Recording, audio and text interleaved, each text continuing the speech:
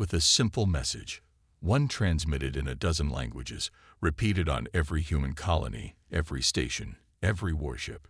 3 words that sent a shiver through the void. No more peace. The change was immediate. Civilian industries shut down overnight, their workers reassigned to military production. Factories that once built agricultural machines now forged weapons of war. Shipyards that had once designed vessels for exploration were now churning out battleships, dreadnoughts, and carriers. Engineers worked around the clock, resurrecting old weapons once deemed too destructive, too dangerous for civilized war. There would be no restraint this time, no Senate laws to hold them back. On Earth, military leaders gathered in the underground war chambers, finalizing their strategy. The enemy was larger, older, and had ruled the stars for centuries. But they had made a fatal mistake. They had underestimated humanity's capacity for war. The first wave of recruits came voluntarily. Veterans, pilots, engineers, even civilians who had never held a weapon before. They flooded enlistment centers in record numbers. Their expressions hardened, their eyes filled with quiet rage. There was no need for propaganda. The images of burning human cities were enough. The cries of dying colonists echoed in their minds. They were not here for glory. They were here for vengeance. As fleets formed in the void, the enemy spies watched in disbelief. This was not the slow, cautious humanity they had known. This was something else. Something terrifying. Reports made their way back to the alien leadership. Earth was mobilizing at an impossible speed. And unlike their enemies, who fought wars for conquest or resources, humanity fought for something far more dangerous. They fought because they had nothing left to lose. In the blackness of space, a single fleet moved before the rest. Small, fast, and deadly. These were not diplomats. They were not negotiators. They did not broadcast warnings or requests for surrender. They sent only one message: we are coming. And then the first world burned. You said.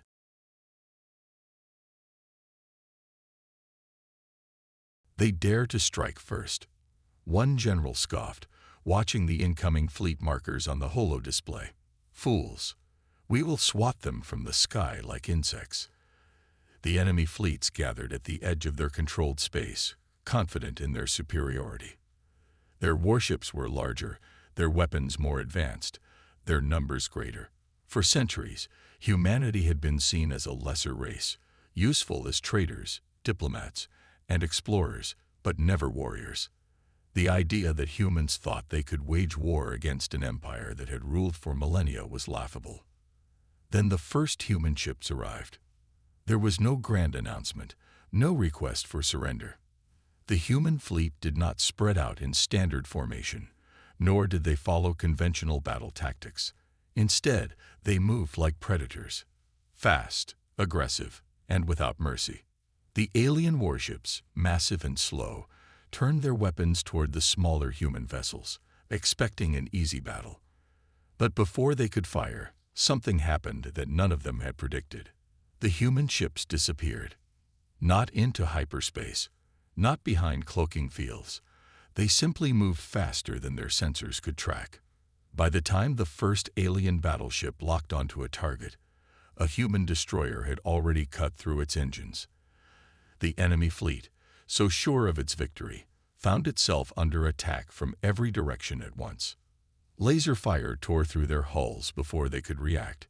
Human torpedoes, smaller but moving at impossible speeds, pierced through the armor of their flagships like paper. The aliens had expected a battle of attrition, a slow, calculated exchange of fire. But the humans weren't fighting by the rules of interstellar war. They weren't holding back. One by one, the enemy warships fell.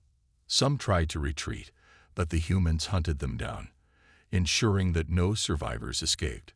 The enemy fleet, once so confident, now sent desperate distress signals back to their empire. The response from the alien high command was one of disbelief. "Impossible," they muttered. "They are nothing compared to us." But reality did not care for their arrogance.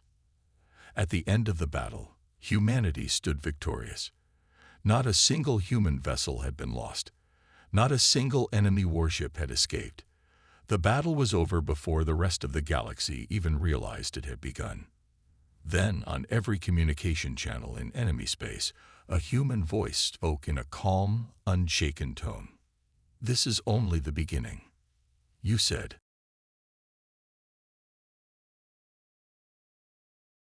Routine extermination of a lesser species had become something else, something terrifying. The first battle had been a disaster. Their fleet, one of their strongest border defenses, had been annihilated in mere hours. Worse, the humans had suffered no losses. Not a single ship, not a single casualty. The alien high command convened in a secret war chamber, their voices frantic. "This cannot be possible," one general growled, his claws digging into the metal table. "Humanity does not have the strength to challenge us." And yet, another murmured, watching the battle footage with wide, disbelieving eyes, "They did." The recordings from the battlefield told a horrifying story. Human ships moved faster than the Empire's best warships. Their weapons were not just deadly but devastating. But the worst part, the part that sent shivers through the bones of every alien officer, was how they fought. No hesitation, no mercy. The humans did not fight for land, resources, or power. They fought with the fury of a species betrayed. Every attack was precise. Every maneuver executed with ruthless efficiency. This was not war. This was vengeance.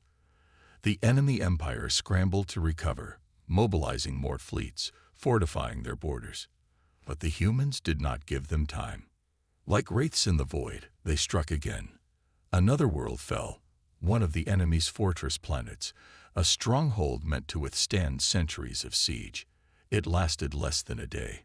Human ground forces landed in the dead of night, moving with terrifying speed, cutting through defenses like a storm of death. The aliens expected drawn-out battles, but the humans did not fight by their rules. They took control of planetary defenses in hours. Within a day, the once proud fortress world was a smoldering ruin. Every attempt to negotiate was ignored. The aliens sent desperate transmissions, pleading for talks, for diplomacy. The only response they received was silence. Then, a single message was broadcast across the enemy's entire empire. It played on every screen, every device, in every city and outpost. A human commander stood before them, his expression unreadable. His voice was calm, but his words carried the weight of a storm. "You burned our worlds. You slaughtered our people. You laughed as we begged for justice. Now you will learn what it means to awaken humanity's wrath." The message ended. And then, all at once, the stars burned with the fire of humanity's warships. You said,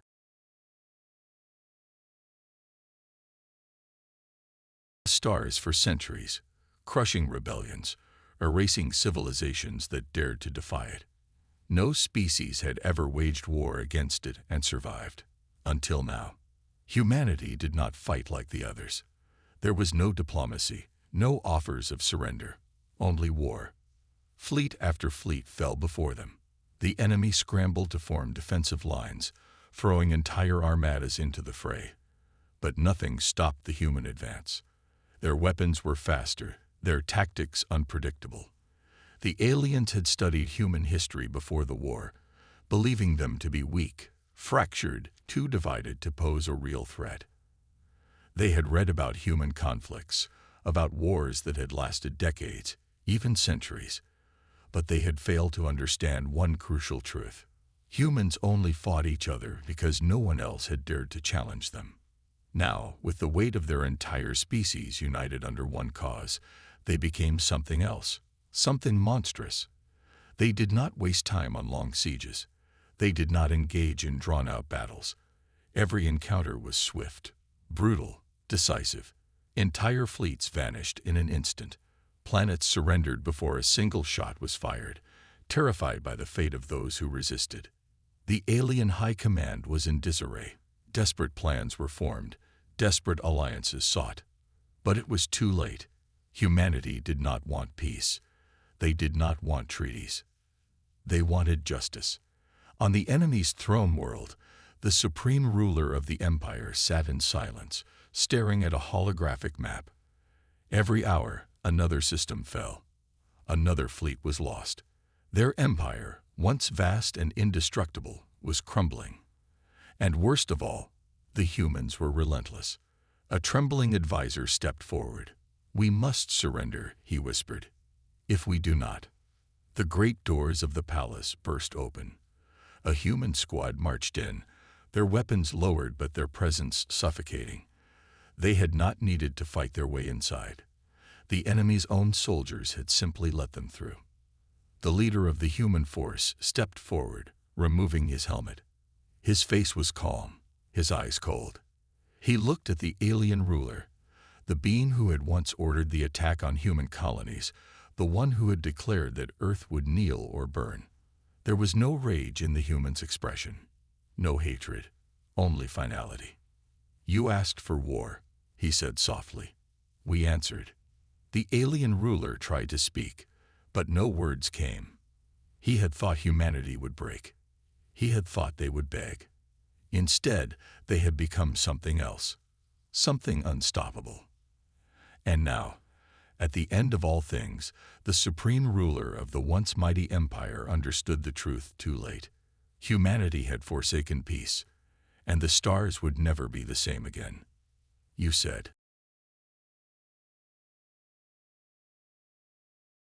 Planets taken or left in ruin. The great banners of their rule, once draped across entire worlds, now lay in the dust. The war was over, but humanity was not finished. Across the galaxy, whispers spread like wildfire. Species that had once feared the Empire now turned their eyes to Earth, watching, waiting. They had expected humanity to seize the throne, to replace the fallen rulers and take control of the conquered worlds. But humanity did not claim dominion. They did not install a new government. They simply tore the enemy down and walked away. For the first time in history, a species had waged total war, and then refused to rule. Survivors of the fallen empire sent desperate envoys, seeking peace, seeking mercy. But the humans had no words for them. They left the ruins untouched, leaving only a single message broadcast across all known space. We were not conquerors. We were not invaders. We were a warning. The message sent a shudder through the galaxy. Other empires, once proud and untouchable, suddenly found themselves questioning everything. If the humans could do this to one of the strongest forces in the universe, what would happen if another power made the same mistake? But humanity did not wait for an answer. They vanished as quickly as they had come. Their war fleets returned home. Their soldiers withdrew, and Earth fell silent. No demands were made. No spoils were taken. The galaxy watched in uneasy silence. Yet the stars would never forget. The day humanity forsook peace, they did not become rulers. They became legends. You said.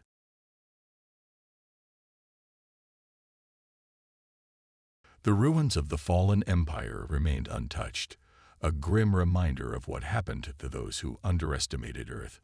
No species dared to claim the abandoned worlds, and the once thriving heart of an empire became a graveyard, silent and empty. The galaxy did not forget. Historians and scholars debated the war, struggling to understand how a species like humanity, once seen as traders, explorers, and diplomats, had unleashed such destruction. Some called them monsters. Others whispered the truth that none dared speak aloud. Humanity had not waged war for conquest. They had not fought for territory or power. They had fought because peace had been taken from them. The war had changed the balance of the galaxy forever. The remaining empires hesitated before making new enemies. Treaties were rewritten, laws changed.